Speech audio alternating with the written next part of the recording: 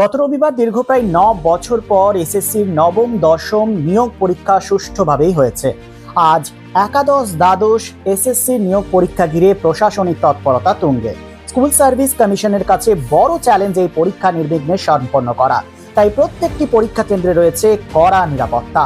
আমাদের প্রতিনিধি আজ উপস্থিত হয়েছিলেন পশ্চিম বর্ধমান জেলায়, যেখানে পরীক্ষার্থীদের সাথে কথা বলেছিলেন। কি বলেছেন তারা, শুনবো।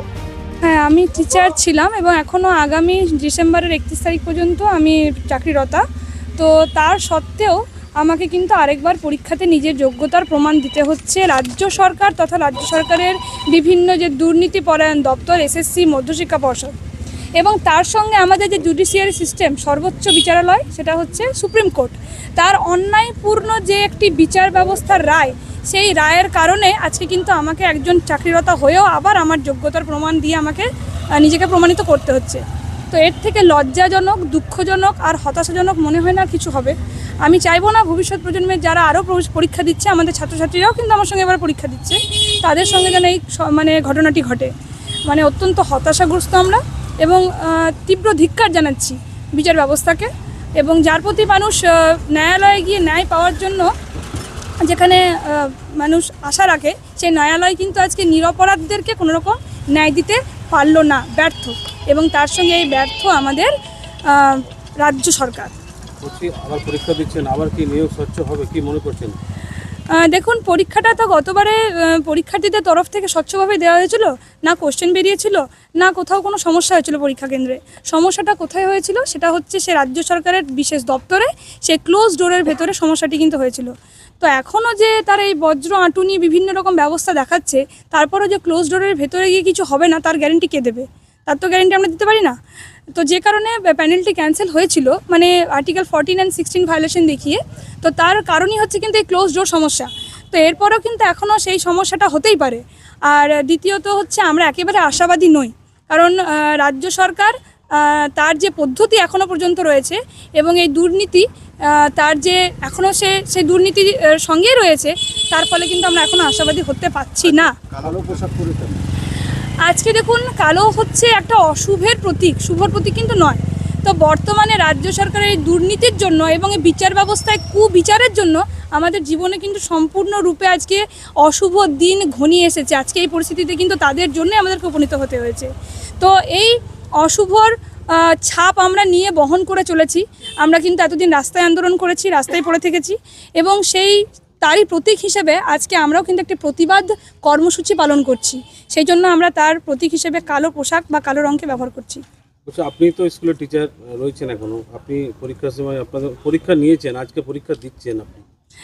লজ্জাজনক এটাই আমার কাছে যে আজকে আমি আমার ছাত্রছাত্রীদেরকে আমি হয়তো আজকে ইনভিজিলেটর হিসেবে থাকতাম, তার জায়গায় আমাকে এখানে একজন পরীক্ষার্থী হিসেবে বসতে হচ্ছে। আমি আমার ছাত্রছাত্রীদের উৎসাহ দিতাম, তাদেরকে আমি বিভিন্ন রকমভাবে সহযোগিতা করতাম, তাদেরকে আমি পথ দেখাতাম যে ভালোভাবে যাতে তারাও উত্তীর্ণ হয়ে আমি একজন শিক্ষক, তারাও একজন শিক্ষক হতে পারে। কিন্তু সেই লজ্জাজনক পরিস্থিতির মধ্যে আজকে কিন্তু আমাদেরকে ফেলা হয়েছে, জোর করে বসানো হয়েছে। আজকে যদি কেউ আমাদের মধ্যে থেকে, যারা যোগ্য শিক্ষক শিক্ষিকা রয়েছেন এখনও চাকরিরত ডিসেম্বরের পর্যন্ত, কেউ যদি কোনো কারণে পাস না করতে পারে, তার দায় কে নেবে?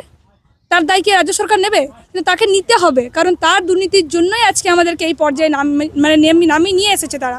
আজকে তাদের ভবিষ্যৎ যদি অন্ধকার হয়, তার দায়িত্ব কিন্তু সে রাজ্য সরকারকে নিতে হবে। কি করে তিনি নেবেন সে তার ব্যাপার। রূপা কর্মকার। বর্তমানে আমি গৌরাঙ্গী আরকেএস ইনস্টিটিউশনে চাকরিরতা। তাকে ধরুন রাত দিন এক করে এরকম অবস্থাতে, ছোট্ট বাচ্চা আছে, তাকে ধরুন রাখতে হচ্ছে। বাড়িতে বাবা মা ওরা অসুস্থ আছে, আমার ধরুন বাইরে থাকি, এখানে থাকতে পারি না কাজের সূত্রে, আমাকেও বাইরে থাকতে হয়। তো সেইখান থেকে এসে পরে আমাকেও কাজ ভাই বন্ধ করে দিয়ে এখানে থাকতে হচ্ছে না। এটাই আর কি, সরকারের অপদার্থতার জন্যই আজকে এই পরিস্থিতির সামনে আমরা দাঁড়িয়ে আছি। একজন শিক্ষক হয়ে দ্বিতীয়বার আবার পরীক্ষা দিয়ে প্রমাণ করতে হচ্ছে কি আমি যোগ্য শিক্ষক, কীভাবে দেখছেন? এটা দেখুন, এটা দেখার মতো আর কি আছে এইখানে, তো আর কারো কিছু আমাদের পক্ষে তো বলার কিচ্ছু নেই এই মুহূর্তে। আমাদের শুধু ওদেরকে একটু সাহস জগিয়ে, একটু ভরসা জোগানো ছাড়া আমাদের কাছে আর কিচ্ছু করার নেই। আপনার নাম? আমার নাম তন্ময় কর্মকার।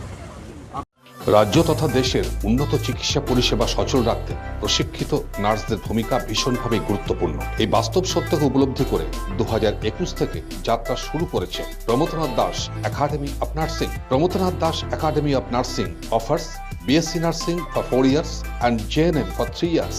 Recognized by INC and WBNS, affiliated to WBUHS. Pramodanath Das Academy of Nursing, quality education that transforms lives.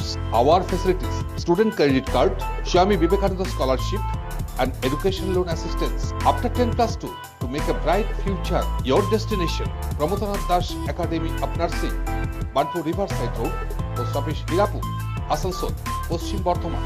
Phone number 9907088681 7584846 949 and 94342 01449.